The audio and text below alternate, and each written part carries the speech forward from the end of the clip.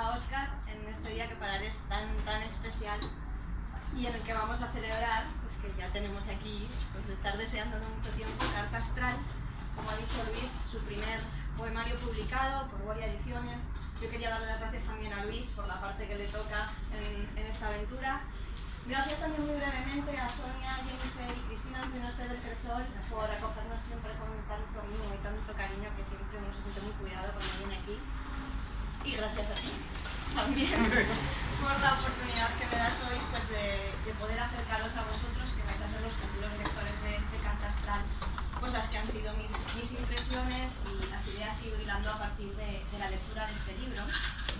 Me hace mucha ilusión además porque me une una amistad muy bonita con Óscar, él me ha hecho partícipe en muchos momentos durante el proceso de creación de este libro y compartir hoy codo con codo también este momento pues es como la vida. Así que Óscar, muchas gracias también a ti.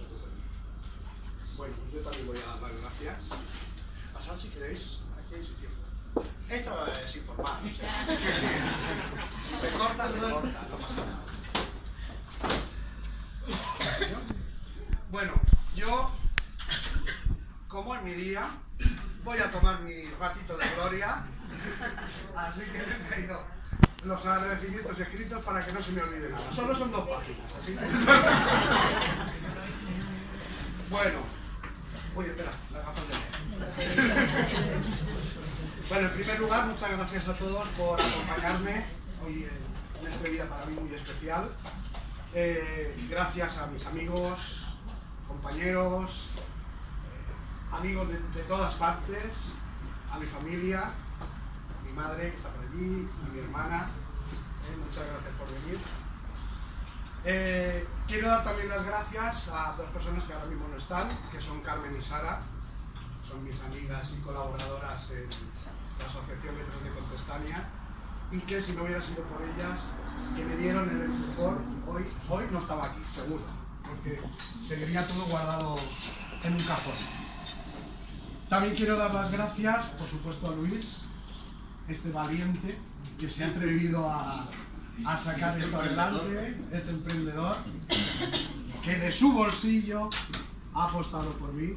Me acuerdo todavía, lo tengo grabado, el día que me mandó un domingo por la tarde un WhatsApp diciendo: Óscar, por fin lo he leído, te lo quiero editar. Bueno, ese día ya casi me desmayo. Ahora estoy a punto también. Bueno, muchas gracias también a Cristina, que no está, a Sonia, a Jennifer, no solo por cedernos el local, sino porque, bueno, Sonia, Cristina y Marcos tuvimos una temporada juntos allá en Málaga que fue maravillosa, y después de casi 20 años sin vernos aproximadamente nos reencontramos de nuevo aquí, y desde el primer momento tuve claro que el sitio era este y tenía que ser aquí. Y bueno, por supuesto, gracias a Alba, que me va a presentar. Voy a acompañar las gracias a ella, a Clara, que tampoco está en Madrid, porque fueron las 2 personas que leyeron el manuscrito. El resultado en parte es, espero que por la parte buena, gracias a ellas. La parte mala es toda mía, que me hicieron sugerencias, correcciones y hicieron que esto saliera adelante. Y a ver que no me deje nada. Y por último, quería comentaros, no sé si conocéis una historia que rula por internet, y no sé si es verdad o es mentira, que dice que en Japón, este poemario tiene algo de japonés en algún momento, ¿verdad? Dice que en Japón todo el mundo tiene la obligación de inclinarse ante el emperador en señal de respeto, salvo un colectivo que está eximido de hacerlo, que es el colectivo de los maestros, de los profesores. Aquí hay unos cuantos maestros y profesores, y en España, por desgracia, no está suficientemente reconocido el trabajo.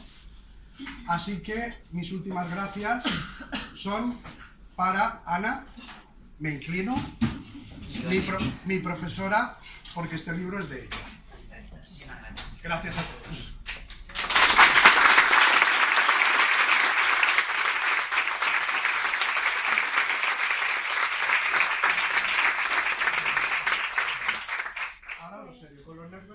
los ataques de risa, pero Nos reiremos todos. vamos a no ser.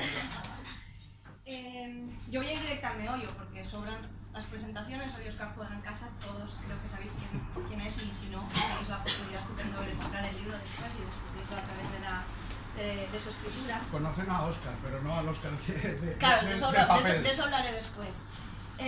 Y quería empezar haciendo una breve descripción de lo que es una carta astral, que imagino que muchos ya lo sabéis, que me permita luego entroncarla con lo que Óscar plantea en este libro. Una carta astral, podemos decir que es como un mapa que se dibuja o se cartografía a partir de la posición que tienen los planetas y en relación a los signos zodiacales y otras muchas cosas en las que no vamos a entrar ahora en profundidad, desde el lugar y a partir del momento exacto del nacimiento de una persona.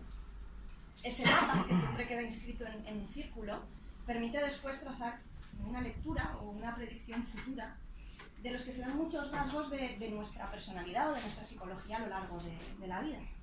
¿Qué tiene esto que ver con lo que Óscar ha trabajado muy concienzudamente en el poemario? Pues basta con que abráis el libro por el índice y echéis una lectura rápida a los títulos que Óscar ha decidido poner a sus poemas y veréis que los títulos son todos o bien nombres de planetas o bien nombres de signos zodiacales. Óscar los va alternando, los va combinando, y para mí esta combinación traza el círculo en el que luego Óscar en su interior va a desplegar todo un abanico de emociones y psicologías humanas. Un libro, por tanto, para mí circular y cíclico, donde todo va a iniciarse y a desaparecer, donde todo se crea y se destruye. Y en este sentido el primer y el último poema para mí dan muchas pistas y crean, ¿no? Y cierran ese círculo. No es casualidad que el primer poema vaya acompañado con la letra alfa y que el casi último, al que tú luego añades lo que para mí es como una pequeña coda, vaya acompañado de la omega. No es casualidad que el primer poema sea Aries o el renacimiento y que el último sea Piscis o la disolución. Como tampoco es casualidad que el primer poema inicie a partir de una bajada de párpados, cerré los ojos, nos dice Óscar, y en esa bajada de párpados él descubre un mundo blanco por crear, ¿no? Una vida ahí a punto de despuntar, que es la que él va a crear a lo largo de todo el libro, y va a destruir después para llegar al último poema, y este es el pequeño spoiler que voy a hacer hoy, y concluirlo cerrando también los ojos una vez ese mundo ha sido destruido. Lo que creo que hace Óscar al final es trazar una cosmogonía en la que el hombre tiene cabida, el ser humano tiene cabida en ella, y su principal cometido es el de aceptar su finitud, aceptar que la muerte nos toca a todos, aceptar el fin de nuestro propio ciclo, que a su vez, en este libro que rota, pues daría lugar a muchos otros nuevos ciclos. Y con todo esto, Óscar realmente lo que creo que hace es plasmar una radiografía como la que podemos ver en la portada del ser humano, con todas sus bondades, y que es suya, la radiografía se puede decir, ¿no? Es una radiografía de Óscar, de verdad. Una radiografía del ser humano con todas sus bondades, sus mezquindades, con las leyes crueles que construimos, con nuestros salvoconductos, con nuestra inocencia, nuestros miedos y nuestras culpas. Por tanto, el tema que vertebra el libro es el de la conciencia de esta muerte. Las dos citas que abren el poemario son como advertencias, ya nos están diciendo qué es lo que nos vamos a encontrar si atravesamos el umbral de esta página. Yo voy a leerlas. Epicuro: así pues, el mal que más pone los pelos de punta, la muerte, no va nada con nosotros, justamente porque cuando existimos nosotros, la muerte no está presente, y cuando la muerte está presente, nosotros no existimos. Y Hölderlin: el niño es inmortal, pues nada sabe de la muerte. Esta conciencia de la muerte lleva a Óscar, y bueno, cuando digo Óscar, en realidad me refiero a las muchas voces que tienen cabida en el libro y de las que luego hablaré, a la conclusión, llegan a la conclusión de que nada nos pertenece, ni vida ni muerte. Óscar nos dice en un verso que la vida es un préstamo, y esa despertenencia nos coloca a nosotros como lectores ante el hallazgo repetido, porque seguramente lo tenemos constantemente y lo olvidamos, de que todo lo que podemos considerar rotundo y certero en cualquier momento puede fragmentarse, puede romperse, disolverse y desaparecer. Si la muerte es el tema principal de este libro, yo quería hablar ahora de algo que me parece muy interesante y que para mí da mucho equilibrio a todo el poemario, y es que Óscar juega hay un balanceo constante en este libro entre las dos caras de un mismo tema, podría decirse. Él habla de la muerte, pero también nos habla de la inmortalidad. Recordad la cita de Hölderlin que he leído al principio. Es una inmortalidad que nace o de la ignorancia de la muerte, del miedo a la muerte, diría incluso de nuestra propia necesidad de fantasía o ficción. En el primer poema, Óscar nos dice, ojo, esto es literatura donde morir no es seguro. Pero un balanceo también entre composición y descomposición del mundo, hágase el mundo, nos dice Óscar, y finalmente concluye, el mundo estaba ya del todo hecho. La vida, tras haberse deseado que se hiciera, era justamente un constante irse deshaciendo. Balanceo entre el lado más sensible de los humanos y nuestro lado más mecánico y casi alienado. Tú planteas un mundo distópico en el que yo no me querría ver ahí metida por nada del mundo, ¿no? Nos hablas de engranajes programados, de humanoides, nos dices, soy un robot que a veces sueña y tengo miedo, nos dices, mis órganos metálicos encuentran consuelo en las metáforas. Inocencia y culpa, pureza, enfermedad, caos y orden. Un libro en el que el mundo se está creando y se crea muchas veces a partir del desorden. Óscar lo fija en sus poemas a partir de la escritura, es como si fuera tu manera de ordenarlo y de establecer cierto orden. También escritura, poesía y música. Nos cuentas, hace un rato escuchaba un concierto barroco por la radio y durante 5 minutos el orden fue el mundo. Este vaivén o juego de equilibrios yo no solo lo encuentro a nivel temático, sino también, como iba avanzando antes, en el juego de voces que tú encuentras, que tú vas desarrollando en el libro. Cada planeta y cada signo zodiacal explora la posibilidad de una voz diferente en este libro. De hecho, incluso hay un mismo poema, se dan voces diversas. Yo creo que es un libro que has escrito desde el yo, pero es un yo que tú permites que se disgregue como si fuera una imagen de calidoscopio y se reparta en muchas otras voces. Y la conclusión a la que he llegado es la de que es un libro coral, porque además muchas veces hay voces que contestan a otras, hay poemas que lo que se dice en un poema se rebate en otro, o se complementa en otro, o se contradice en otro. Y yo ahora quería plantearte, porque, bueno, no lo he comentado al principio, pero dijimos que yo iría sugiriendo ideas que me han ido saliendo, preguntas, y para que él nos pudiera comentar, porque nadie nos va a hablar mejor del libro que... He venido a hablar de mi libro. Entonces, yo quería plantearte las primeras preguntas, que son varias. La primera, en un libro que, como digo, el mundo se crea y se destruye, es un libro que tienes unos que dices, surge de la nada y va avanzando hacia la nada. Pues estableciendo una analogía, yo quería preguntarte cómo surge este libro, de qué impulso nace, y ya que estamos hablando también de destrucción, algo que a mí me interesa mucho del proceso creativo es cuánto ha sido necesario destruir, o por lo menos despejar o apartar para llegar a la carta astral que nos ofreces hoy. Y luego también quería que nos comentaras un poco esta relación que yo he encontrado, que igual no sé si estoy de acuerdo, pero entre voces, temas y poemas, porque imagino que te dará pie a que nos cuentes muchas cositas. Pues sí, muchas gracias. A ver, he tomado nota porque has comentado que en algún momento, la verdad es que ya ni me acuerdo de muchos de los versos, has comentado que en algún momento presento la poesía como una manera de poner orden en el caos o de poner orden en el desorden. Y esto me lleva precisamente a explicar a lo primero que me has preguntado, cómo surge este poemario. Bueno, pues va a ser un poquito, intentaré que no sea muy largo. Has hablado también del yo y de las distintas voces. Evidentemente, la literatura en general, yo creo que la poesía en particular, siempre parte del yo, siempre parte de la intimidad, pero al menos cuando yo escribo, cada maestrillo tiene su librillo, a mí lo que me gusta es que el yo intentar que no se vea, que no sea tan evidente. Y una manera de esconderlo, de apartarlo, es darle esas múltiples voces.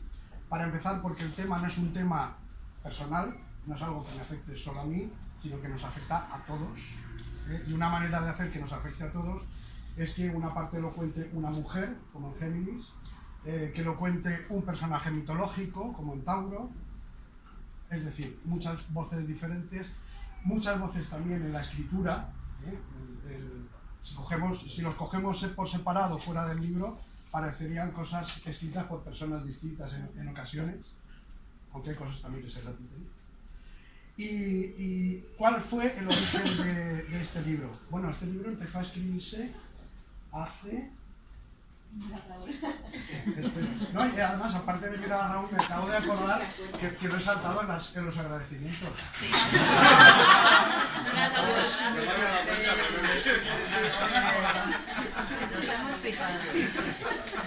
Y que sin él esto no hubiera sido posible. Sin duda.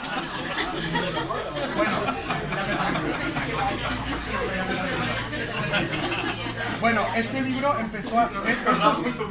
Estos poemas empezaron a escribirse yo creo que hace como 2 años y medio. Y el proceso de escritura se dilató a lo largo de más de 1 año y medio.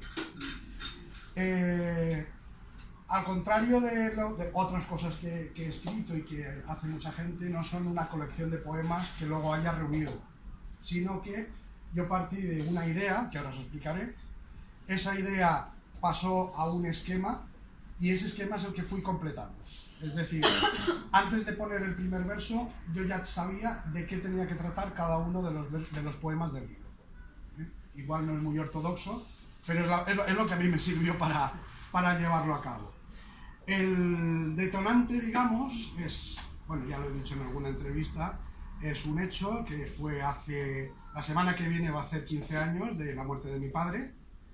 Y es un hecho que, por supuesto, es triste, es desolador, es terrible para cualquiera, pero es algo que yo he madurado a lo largo de 10 años, de más de 10 años. De manera que al final no me ha salido una elegía. El libro no es una elegía, para nada, en absoluto. Es el intento, no sé si lo habré conseguido o no, de explicarme una serie de ideas que yo tenía de manera desordenada, de ahí el ordenar el caos, que en su momento yo tuve la tentación de intentar plasmarlas en forma de ensayo, de texto, no sé si filosófico o cómo, hasta que me di cuenta que no tenía ni herramientas ni bagaje para hacerlo, y me encontré con que, bueno, la poesía, con esto de que es bastante más libre, era el cauce que me iba a permitir hacerlo. Porque la poesía se puede hablar de contradicciones, se puede hablar de todo. De todo tiene cabida en la poesía. Entonces, cuando ya tenía esas ideas, casualmente, estas son esas casualidades de la vida, estaba por internet un día, como la que hacemos muchas veces cuando estamos aburridos, una página nos lleva a otra, y caigo en una página sobre la carta astral, sobre los signos del zodíaco. Y en esa página explicaban, yo no, para nada me creo la astrología, también lo digo, pero en esa página explicaba cada signo del zodíaco y cada planeta, dentro de la carta astral, cuál era el significado que se le daba para interpretar esa carta astral. Y de repente me di cuenta que esos 12 más unos cuantos más significados es que me encajaban perfectamente con la idea que yo quería expresar, con los problemas que me encontraba al intentar explicar esa idea, con las contradicciones, con todo. Es que me caía hecho.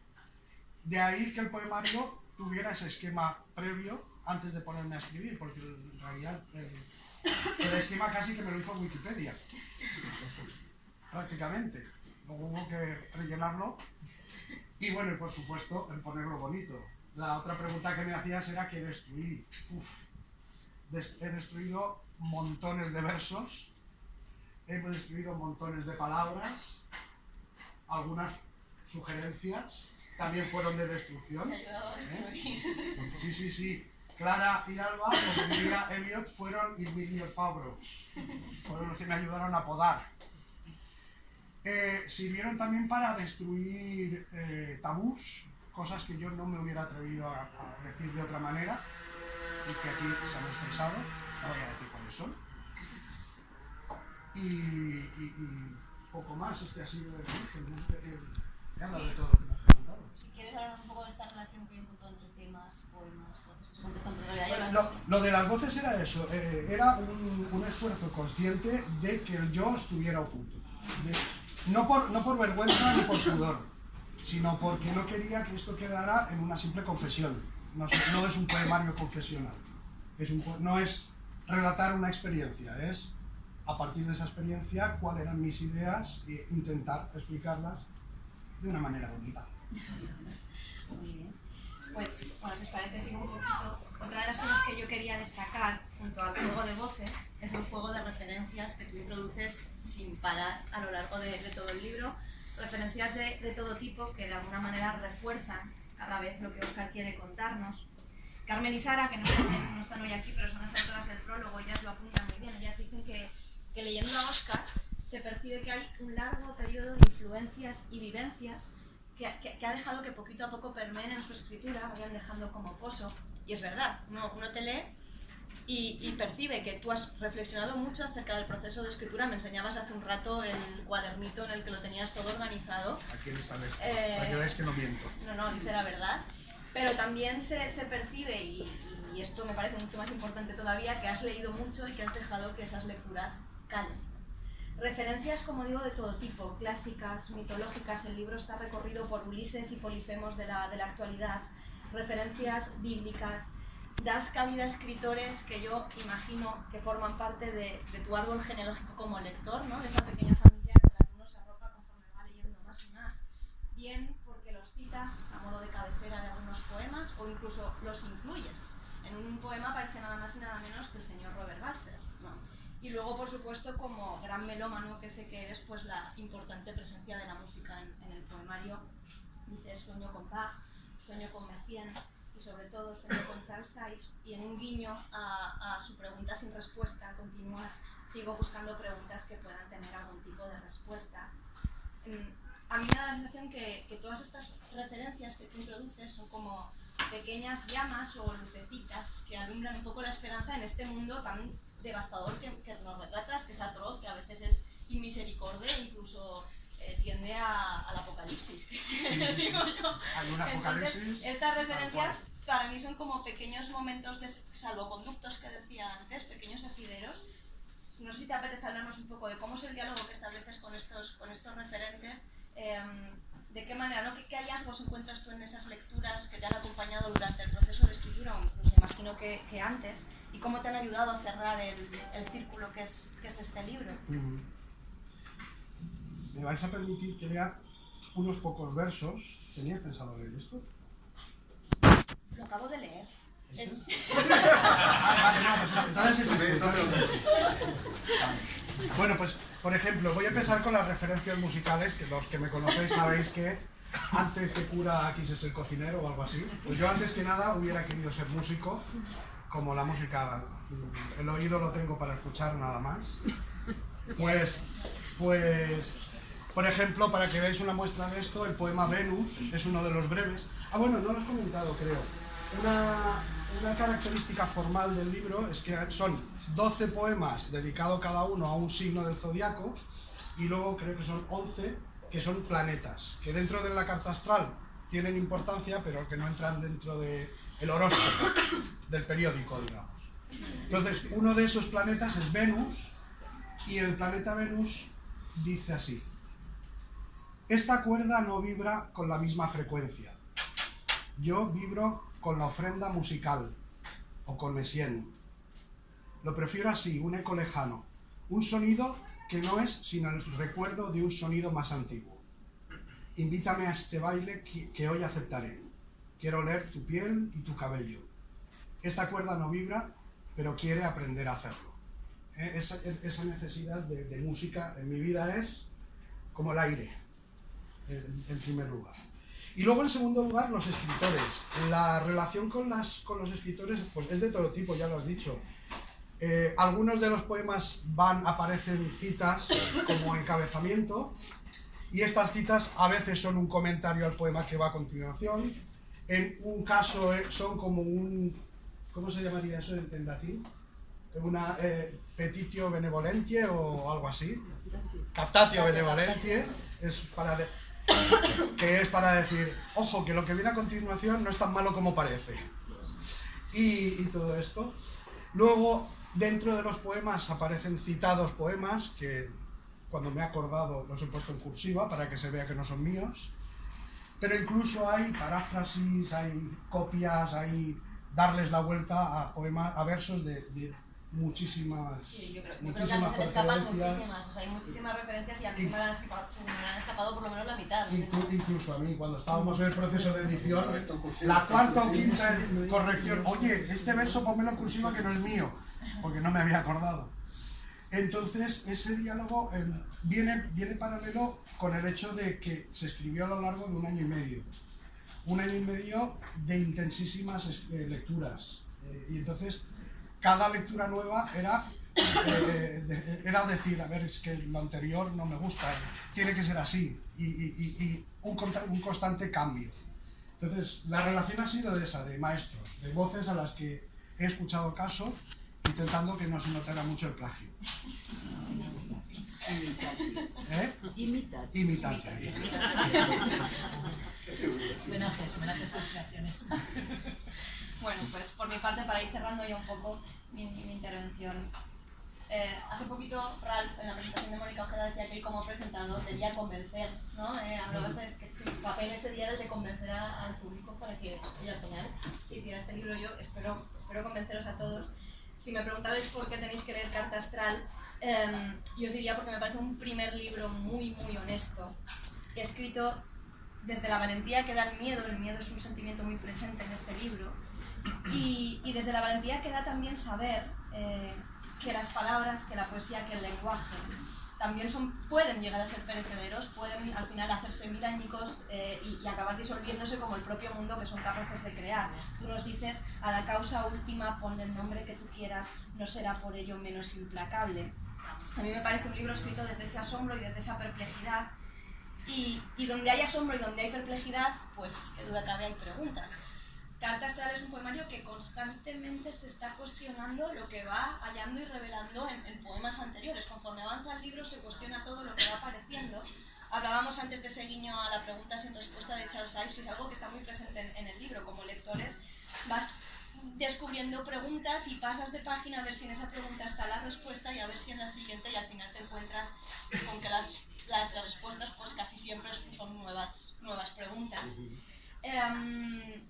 No es de extrañar que hacia el final del libro tú dejes suspendido un último interrogante. Te voy a citar, porque desconozco mucho, casi todo, pero hace tanto que dejé de ser Ulises para devenir Polifemo, que ya solo me queda en el bolsillo un proyectil, una sola pregunta: ¿y si no? Ese ¿y si no? Es casi como una invitación al lector, o yo lo entiendo así, a que demos una segunda lectura, vuelta al libro. No puede ser de otra manera, en un libro que es circular, que he dicho que no deja de rotar constantemente, quizás una tercera, una cuarta, una quinta vuelta, por si en esa tenacidad y terquedad humanas encontramos finalmente la respuesta. Yo te podría preguntar si la poesía te da respuestas. Creo que leyéndote me contesto. Sí. O sea, la respuesta es que no. Por eso. Por mi parte, solo quería concluir con un gesto cariñoso hacia Óscar, trayendo al que creo que es uno de tus autores de cabecera, que es Cavafis. Carta Astral pues emprende hoy su viaje, que es el viaje hacia los lectores, que yo creo que es el viaje más bonito que puede emprender un libro, pues trayendo el mítico poema de Cavafis. Vamos a pedir que su camino sea largo, lleno de aventuras y experiencias. Muchas gracias.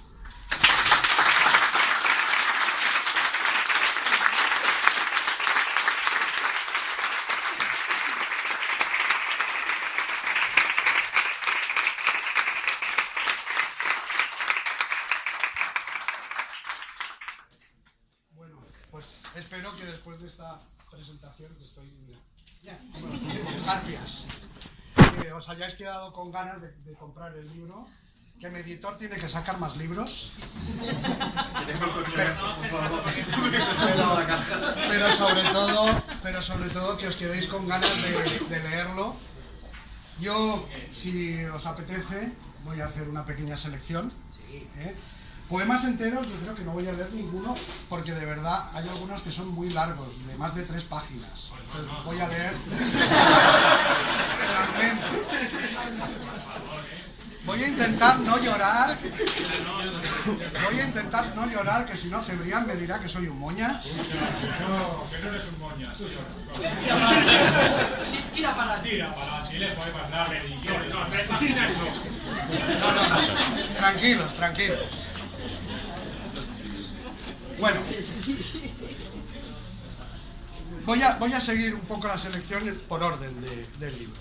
Voy a leer la primera de las 3 partes del poema Aries o El Renacimiento. Un día cerré los ojos, o tal vez me los cerraron como se apagan las luces y luego se cierra la puerta después de que la empresa termina y ya todos se han ido marchando.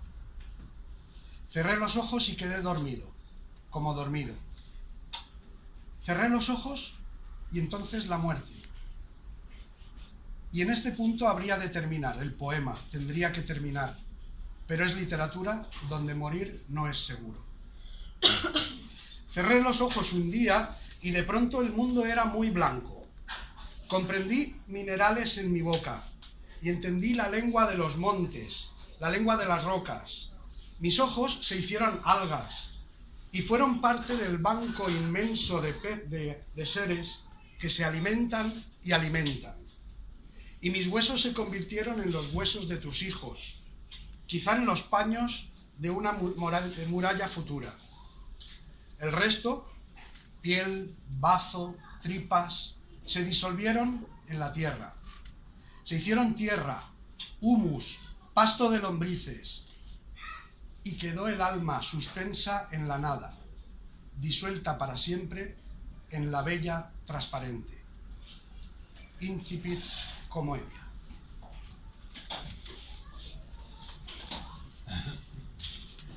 A continuación voy a leer 2 de los 6 fragmentos del poema Géminis, donde se ve lo que comentábamos.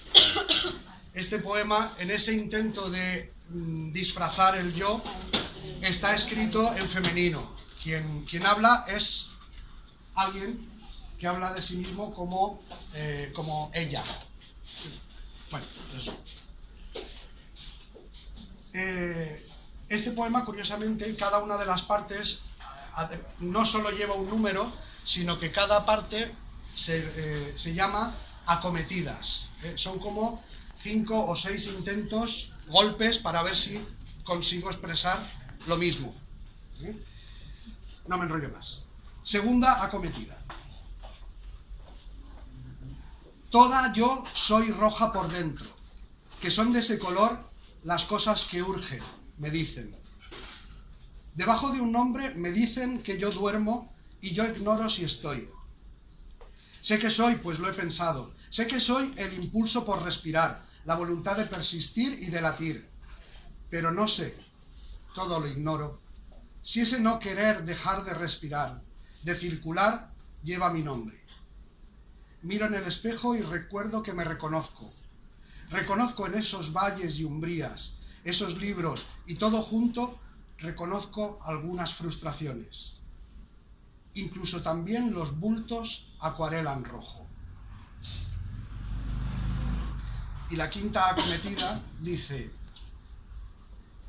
en mi interior, donde todo es rojo, los bultos acatan las leyes de afuera, acatan las leyes del aire, pues como es arriba es abajo, de manera que si golpea el tsunami, si incendia los bosques un rayo, si anegan los ríos crecidos el campo a la vez que lo abonan, y sabemos que ese es su mecanismo, y sabemos que ya no culparemos de ello a los dioses, ni a los hados, ni a los manes. Entonces, si se rompen las cinchas, no culpes al trueno. Si danzan los bultos, no culpes al gato. Si se licúan los huesos, no culpes al cartero, no le culpes. Si autentifican diluvios, no culpes al lápiz. Si ofrecen su grano, no culpes al pago, que solo ejerce su oficio. Sobre todo, no culpes nunca a mi cuerpo, porque es rojo, que mi cuerpo es una isla lejana y sin arrugas. Pero a la causa última ponle el nombre que tú quieras, no será por ello menos implacable.